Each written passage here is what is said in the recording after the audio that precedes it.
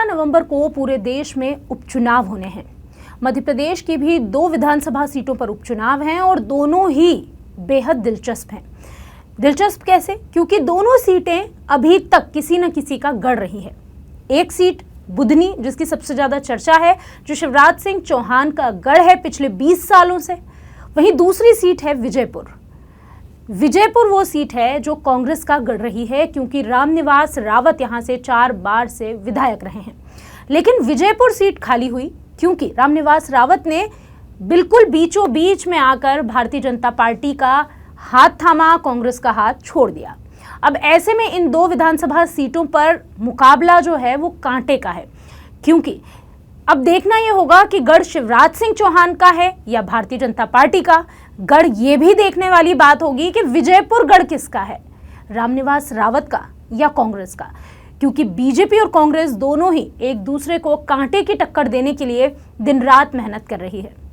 सियासी हलचल क्या है, मध्य प्रदेश में क्या आंकड़े कहते हैं और ऊंट किस करवट बैठेगा, आइए इस बारे में बात करते हैं। नमस्कार, मेरा नाम है कनुप्रिया सत्तन। आप देख रहे हैं अमर उजाला पॉडकास्ट और मेरे साथ हैं मेरे सहायक शबाहत हुसैन। शबाहत, आपका बहुत बहुत स्वागत है। शबाहत, विजयपुर की बात करते हैं। मध्य प्रदेश की एक ऐसी सीट जिस पर अभी तक किसी का ध्यान नहीं गया था, क्योंकि पिछले काफ़ी समय से भारतीय जनता पार्टी जो है वो मध्य प्रदेश में सत्ता में रही है और रामनिवास रावत यहाँ से 4 बार के जो हैं वो विधायक हैं। लेकिन उन्होंने अचानक से कांग्रेस का साथ छोड़ा और बीजेपी में शामिल हो गए। शामिल होते ही उन्हें वन मंत्री का दर्जा दिया गया। अब ऐसे में विजयपुर में तय माना जा रहा था कि जब चुनाव होंगे तो रावत को ही टिकट देगी बीजेपी, लेकिन उनके सामने कांग्रेस ने मुकेश मल्होत्रा को उतारा है। क्या स्थिति है कांग्रेस की? देखिए, मैं सियासी पकड़ मेरी इतनी मजबूत नहीं है, लेकिन जो मैंने पढ़ा है, जो मैंने अभी तक देखा है, वो ये कि मैं मुकेश मल्होत्रा को भी कम नहीं आंकूंगा, क्योंकि लोकसभा चुनाव में जो रिज़ल्ट रहा है कांग्रेस का, जिस सुपड़ा साफ हो गया था मध्य प्रदेश से, तो अब चूँकि कांग्रेस वहाँ पर अपने वर्चस्व को, अपनी राजनीतिक पहलुओं को बचाने की कोशिश कर रही है, क्योंकि जिस तरह से वहाँ पे वो सिमटती जा रही है, तो हो सकता है कि अब उसको वो बैलेंस करने के लिए वो चीज़ें फिर से करना शुरू कर दे।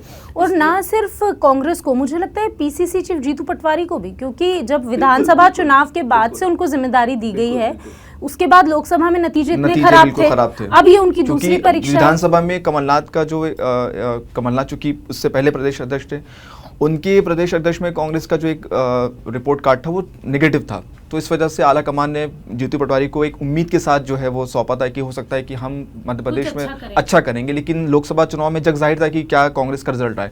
इस बार जो उपचुनाव हो रहे हैं विधानसभा को लेकर, उसमें मुझे नहीं लगता है कि शायद कांग्रेस कोई गलती करेगी, क्योंकि वो चाहेगी कि मैं पूरी ताकत झोंक दूँ अपनी, उनके जितने आला कमान हैं वो जाकर ग्राउंड लेवल पे जो वोटर्स हैं उनसे मिलेंगे।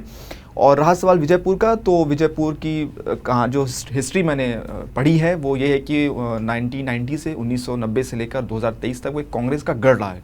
लेकिन अब सवाल ये उठता है कि कांग्रेस का गढ़, लेकिन रामनिवास रावत ही विधायक रहे हैं, तो अब तो सवाल ये भी उठेगा कि गढ़ है किसका? देखिए, ये निर्णायक जो होती है वो जनता होती है। हाँ, वही, ये जो चुनाव है वो तय करेंगे कि वो गढ़ किसका रहा है। जनता होती है। बेसिक जो चुनाव होते हैं, जाहिर सी बात है कि जनता के मुद्दों पर, जो उनके मूल मुद्दे होते हैं, उन पर डिपेंड होते हैं। विजयपुर का क्या इतिहास रहा है और विजयपुर में रामनिवास रावत ने कितना काम किया है। जाहिर सी बात है, अगर काम करेंगे तो जनता उनको वोट देगी, नहीं करेंगे तो वो रिजल्ट उनको उसी दिन पता चल जाएगा। लेकिन ये है कि चूँकि कांग्रेस का गढ़ रहा है, तो कांग्रेस हो सकता है कि और कॉन्फिडेंस हो उस सीट को लेकर कि नहीं, हमारा गढ़ रहा है तो हम जो है यहाँ पर चुनाव जीत सकते हैं। लेकिन बीजेपी को हम कम नहीं आंकेंगे। बीजेपी को इसलिए कम नहीं आंकेंगे क्योंकि जाहिर सी बात है, अगर कांग्रेस की तरफ से रामनिवास रावत विधायक रह चुके थे, अब चूंकि वो उन्होंने पार्टी बदली है, तो हो सकता है कि उनके नाम से बीजेपी उस सीट को जीतने में बुना ले। लेकिन एक बड़ी वजह यह भी साबित हो सकती है कि जब हम उपचुनावों की बात करते हैं तो ऐसा कहते हैं ऊपरी तौर पर कि उपचुनाव में जनता उन्हीं को सपोर्ट करती है जिनकी सरकार होती है। उसकी वजह यह है कि उनको लगता है कि जिसकी सरकार है उसका ही अगर नेता होगा तो हमारे क्षेत्र में विकास हो सकता है। तो विजयपुर में ये देखना काफ़ी दिलचस्प होगा, क्योंकि कांग्रेस का अभी तक जो है वहाँ से विधायक हमेशा कांग्रेस के रहे हैं। ऐसे में वहाँ की जनता क्या जनादेश देती है? देखिए, अगर ऐसी बात है तो आपके सामने सबसे बड़ा एग्जांपल छिंदवाड़ा का है। कमलनाथ का गढ़ रह चुका है, कमलनाथ का गढ़ रह चुका है और उन्होंने अपने बेटे नकुलनाथ को खड़ा किया था, लेकिन वो चुनाव हार गए थे। हाँ, क्योंकि जबकि उन्होंने नकुलनाथ पहले भी सांसद रह चुके थे। लेकिन मेन चीज़ ये होती है ना कि जनता का मूड क्या है, जनता तय करती ना। हो सकता है कि रामनिवास रावत के खिलाफ वहाँ पे एंटी इनकम्बेंसी हो, ठीक है, लोगों की शायद पसंद ना हो क्योंकि 4 बार वो विधायक रह चुके हैं। ये भी हो सकता है कि और मुकेश मल्होत्रा को हम इसलिए कम नहीं आंकेंगे। सत्तन जी 2023 का जब मध्य प्रदेश का विधानसभा चुनाव हुआ था तो वो निर्दलीय खड़े हुए थे और निर्दलीय प्रत्याशी के तौर पर चूंकि वो आदिवासी बेल्ट से आते हैं तो उनको 40,000 वोट मिले थे। तो ये अपने आप एक बड़ी बात थी। और सबसे बड़ी बात तो यही है कि वो विजयपुर क्षेत्र में एक आदिवासी बेल्ट से आने वाला एक चेहरा है और जनता उन पर ट्रस्ट कर सकती है। ऊपर से वो कांग्रेस के निशान पर हैं इस बार जी, चूंकि सिंबल मिला है और उसके बाद कांग्रेस भी अपने आप में एक बड़ी पार्टी है, ठीक है। दूसरी चीज़ ये कि जो 2023 का विधानसभा चुनाव था उसमें विजय मल्होत्रा बसपा के प्रत्याशी जो कि नेशनल पार्टी के प्रत्याशी को उन्होंने मात दी थी, वो 3rd नंबर पे थे और उन्होंने अच्छा खासा वोट बटोरा था। तो कहीं ना कहीं आदिवासी जो समुदाय के लोग हैं, जो एक वोटर हैं, जो कोर वोटर हैं, उनका एक जुड़ाव है मुकेश मल्होत्रा से। तो मुकेश मल्होत्रा को इस बार कांग्रेस का जो चुनाव चिन्ह है वो बेनिफिट दिला सकता है और कांग्रेस को जो है मुकेश मल्होत्रा का चेहरा जो है वो बढ़त दिला सकता है और बीजेपी के लिए मुसीबत बन सकती है इसलिए क्योंकि अभी टिकट को लेकर विरोध भी नहीं हुआ है। जैसे पहले क्या होता था कि विधानसभा चुनाव में आपने देखा होगा 2023 के, चाहे वो भाजपा हो चाहे वो कांग्रेस हो, कांग्रेस में भी कई सारे ऐसे सीट थी जहां पर लोग टिकट बंटवारे को लेकर विरोध भी हुआ था। बिल्कुल, इस विधानसभा चुनाव में तो हमने ये तमाशे देखे हैं जब पीसीसी चीफ के घर के बाहर लोग आग लगाने की बातें कर रहे थे, जब लोग लड़ रहे थे और दिग्विजय सिंह के और कमलनाथ के कपड़े फटने तक के वीडियो वायरल हुए थे कि उनके जाके कपड़े फाड़ दो, दिग्विजय सिंह ने कहा था ऐसा। तो ये एक थोड़ी बड़ी बात है। खैर, जब आप विरोध की बात कर रहे हैं तो शुभाहत भारतीय जनता पार्टी के लिए शायद ये एक ड्रॉबैक हो सकता है क्योंकि विजयपुर सीट को लेकर बीजेपी के जो सुर हैं वो बदले हुए हैं। बीजेपी तो पहले से जानती थी कि उन्हें रावत को ही टिकट देना है, लेकिन कार्यकर्ता नाराज हैं। क्या कहता है, ये कोई डेंट दे सकता है बीजेपी को? कार्यकर्ता नाराजगी थोड़ा सा ये है क्योंकि अगर चूंकि प्रत्याशी जो है वो एक तरह से देखा जाए तो कांग्रेस से पार्टी आया है, जो कोर बीजेपी तो के जो लोग कोर कार्यकर्ता हैं वहाँ के, जो जिन्होंने मेहनत की है, ठीक है, उनका कहीं ना कहीं एक इमोशन डैमेज हुआ है, ठीक है। ये सोचकर कि हमने इतनी मेहनत की, जाहिर सी बात है कि एक कार्यकर्ता बीजेपी में बहुत दिनों से काम कर रहा हो और उसको उनके मन चाहे को टिकट ना मिलके कांग्रेस से आए बंदे को टिकट दिया तो कहीं ना कहीं उनका इमोशनल डैमेज होता है। तो ये तो खैर वो रिजल्ट आने के बाद पता चल पाएगा। लेकिन शबाज, जब हम इस तरीके की बातें करते हैं, मुझे लगता है कि ज्योतिरादित्य सिंधिया के भारतीय जनता पार्टी ज्वाइन करने के बाद से ये जो दल बदलने का सिलसिला है ये बहुत कॉमन हो गया है। अगर हम अक्षय कांति बम की बात करें, इंदौर की मैं बात करती हूँ अगर, तो उन्होंने बिल्कुल एंड मोमेंट पर जो है अपना टिकट नाम वापस लिया था सांसदी के चुनाव से, जबकि उन्हें तो सांसदी का टिकट देना ही बहुत बड़ी बात थी और उन्होंने अपना नाम वापस ले लिया और फिर वो बीजेपी में शामिल हो गए। तो ये इस तरीके की घटनाएं अब आम हो गई है, तो जनता के लिए भी इसको हाँ बिल्कुल ये कंफ्यूजन वाला है क्योंकि जनता समझती ना कि मैंने इस नेता को खड़ा किया है, ठीक है, अगर वो नेता पनप रहा है, वो एक इलाके में अपनी एक वर्चस्व कायम कर रहा है, तो अगर वो एट देन पार्टी बदल के दूसरी पार्टी में चला जाए तो कहीं ना कहीं जनता का जो एक जुड़ाव होता है ना वो कम हो जाता है। क्योंकि एक विचारधारा की भी बात, क्योंकि पार्टियां सिर्फ सिंबल तो नहीं है, उनकी अपनी एक विचारधारा है। यही चीज जनता में भी होती है, जनता के भी अलग अलग विचारधारा होती है। कोई ऐसा नहीं है कि एक तरफा जो है वो विचारधारा के लोग जो है वो पार्टी को वो सपोर्ट कर रहे हैं, अलग अलग विचारधारा के लोग भी होते हैं। लेकिन अब हम ये कैसे तय करेंगे जब हम विजयपुर की सीट पर, वैसे हम बुधनी पर भी थोड़ी बात जरूर करेंगे, लेकिन जब हम विजयपुर की बात करते हैं तो हम ये तय कैसे करेंगे कि गढ़ किसका है? क्योंकि वापस से मैं अगर बुधनी को भी इसमें जोड़ लूँ तो शिवराज सिंह चौहान एक बहुत बड़ा नाम है क्योंकि वो सीएम भी रहे हैं और मैंने खुद विधानसभा चुनावों में बुधनी का दौरा किया है और वहाँ के लोग बुराई सुनना ही नहीं चाहते शिवराज सिंह चौहान की, और वो एक तरफा उनका जो प्यार है वो शिवराज के ही लिए नहीं, उनके बड़े बेटे कार्तिकेय के लिए भी काफ़ी। थोड़ी खास बात यह कि अगर विरोध को लेकर कहा जाए तो आपने देखा होगा कि वो कभी इस चीज़ का विरोध भी नहीं करते। मध्य प्रदेश 2023 का जो विधानसभा चुनाव था वो उनके नाम पर था, शिवराज के नाम पर एक तरह का चुनाव था, एक माहौल जो बना था, लेकिन आखिरी मोमेंट पे जो एक सीएम का नाम तो कहीं ना चौंका कहीं दिया लोगों ने लोगों ने। नाराजगी भी देखी होगी। हाँ बिल्कुल, मध्य प्रदेश में बहनें तो हड़ताल पर भी गई थी कि शिवराज को ही मुख्यमंत्री बनाया जाए। खैर, तो बुधनी में भी अभी वर्चस्व की लड़ाई है, क्योंकि भले ही कार्तिकेय ने दावा कर दिया हो कि वो साथ देंगे, और वो क्योंकि रमाकांत भार्गव भी उनके काफ़ी करीबी माने जाते हैं, लेकिन इसका एक प्लस क्या लगता है आपको, क्या कांग्रेस को मिल सकता है? अब ये थोड़ा सा टफ कंडीशन है, क्योंकि बुधनी एक ऐसी सीट है ना कि जो शिवराज को लेकर है वो मजबूत बनाती है। अब और ऐतिहासिक वोटों से जीते हैं वहाँ पर, तो वहाँ की जो जनता है ना वो इनका एक थोड़ा सा एक तरफा मामला रहता है ना, क्योंकि वहाँ पर ये देखते हैं कि शिवराज है, अगर शिवराज ने जिसके सर पर हाथ रख दिया तो फिर वो लोगों का जो एक झुकाव वो उसी की तरफ रहता है। शिवराज पहुंचे भी थे वहाँ, पहुंचे भी थे जब नॉमिनेशन हुआ था रमाकांत भार्गव, तो उनके वो साथ मौजूद थे। हाँ, एक अलग बात है कि कार्तिकेय का माहौल बना हुआ था, जिस तरह से 2024 के लोकसभा चुनाव या 2023 के विधानसभा चुनाव में कार्तिकेय का एक जो बैक टू बैक जो रैली थी, संबोधन था, लोगों से मिलना जुलना, तो कहीं 2023 में शिवराज के लिए भी कार्तिकेय ने ही पूरा काम किया था, क्योंकि शिवराज तो पूरे मध्य प्रदेश में यहाँ वहाँ भटक रहे थे, उनके पास बुधनी सीट पर समय देने के लिए बहुत कम था, तो कार्तिकेय वहाँ पर चुनाव प्रचार करते थे, लोगों से मिलते जुलते थे, उनका वहाँ आना जाना ज्यादा था, तो कार्यकर्ताओं की भी ये डिमांड थी। अब जब रमाकांत भार्गव का नाम सामने आया तो विरोध भी हुए, हालांकि कल ही बयान आया है कार्तिकेय का कि ऐसा कोई विरोध नहीं है। कार्तिकेय ने कहा कि स्टेटमेंट था कि हम ट्रिपल इंजन की सरकार, ट्रिपल इंजन का मतलब ये था कि पहला जो नरेंद्र मोदी पीएम नरेंद्र मोदी थे, दूसरा सीएम मोहन यादव थे, और तीसरा उन्होंने नाम लिया था रमाकांत भार्गव को दिया था, क्योंकि उन्होंने कहा था कि मेरे सम्मानित नेता हैं, इनको एक्सपीरियंस भी है, पुराने खिलाड़ी रह चुके हैं, तो मेरा ऐसा कभी विरोध नहीं रहा है रमाकांत भार्गव को लेकर, क्योंकि अगर बुधनी की जनता इनको चुनती है तो वो एक तरह से ये कि शिवराज के करीबी रह चुके हैं जी, तो कहीं ना कहीं वो एक सॉफ्ट कॉर्नर जो है तो ये हाँ, खैर कह सकते हैं कि काफी पारिवारिक संबंध रहे, और ये भी कह सकते हैं कि रमाकांत भार्गव की सीट पर अब शिवराज सिंह चौहान है, तो शिवराज सिंह चौहान की सीट अब इन्हें दे दी गई है, कह सकते हैं। बहरहाल फिर से विजयपुर की बात करते हैं, तो विजयपुर में रामनिवास रावत की स्थिति क्या है?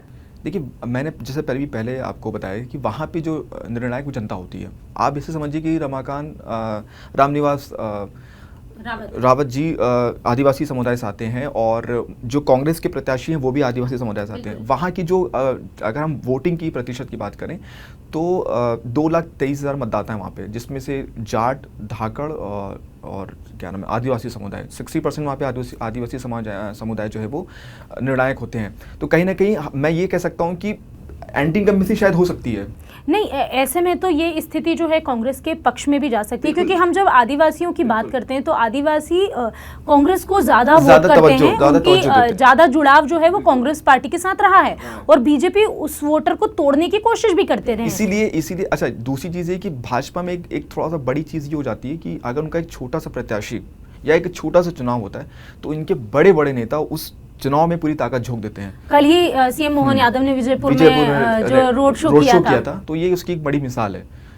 मतलब सीएम का आना एक ऐसी सीट पे जहाँ पे हो सकता है कि शायद वो इतनी तवज्जो ना देते हो, लेकिन आना वो एक बड़ा माहौल बन जाता है, तो ये बीजेपी के लिए वो ये दिखाते हैं। वैसे भी बीजेपी ने इस बार शुरुआत से ही, जैसे ही विधानसभा चुनाव खत्म हुए थे, उन्होंने कहा था वो छिंदवाड़ा में जो है उस गढ़ में वो सेंध लगाएंगे, लेकिन अगर मैं बुधनी की बात करूं तो ये माना जा रहा था कि दिग्विजय सिंह के बेटे को जो है वो टिकट मिल सकता है, क्योंकि दिग्विजय सिंह के बेटे ने कई बार बुधनी पहुंचकर रेकी की थी। उन्होंने ये कहा था कि हम शिवराज का किला ढहाएंगे, लेकिन जब से टिकट की घोषणा हुई है, दिग्विजय सिंह या वो जयवर्धन की अगर हम बात करें, दोनों में से कोई भी वहां पहुंचे नहीं है। हालांकि कांग्रेस में किसी ने भी अब तक कोई विरोध जो है मुकेश मल्होत्रा के चेहरे पर नहीं दिया है। माफ़ कीजिए, बुधनी के लिए अगर हम बात करें तो बुधनी में भी उन्होंने किसी के विरोध अभी तक सामने नहीं आया। लेकिन ऐसी स्थिति में भी सवाल ये उठता है कि कहीं ना कहीं भले ही खुले रूप से नहीं कह रहे हैं, लेकिन दिल में, क्योंकि जो ये कह रहा था कल तक कि हमें तो ये गढ़ ढहाना ही है, आज वो नजर ही नहीं आ रहा। देखिए, अब वही चीज़ है कि साख वाली बात आ जाती है ना, तो दिग्विजय अपनी साख बचा नहीं पा रहे थे। राजगढ़ एक ऐसा वो था, उनका खुद का क्षेत्र था जहाँ पे वो खुद नहीं जीत पाए, तो वो दूसरों का किला ढहाने वाली जो बात आती ना, फिर वो कहीं ना कहीं ऐसा होता है कि मतलब निगेटिव पर्सपेक्टिव में चली जाती है। अगर उनको अपना ही किला बचाना होता तो वो राजगढ़ का किला बचा लेते, तो वो चुनावी जुमलेबाजी होती है, और इसको तो जनता बखूबी जानती है।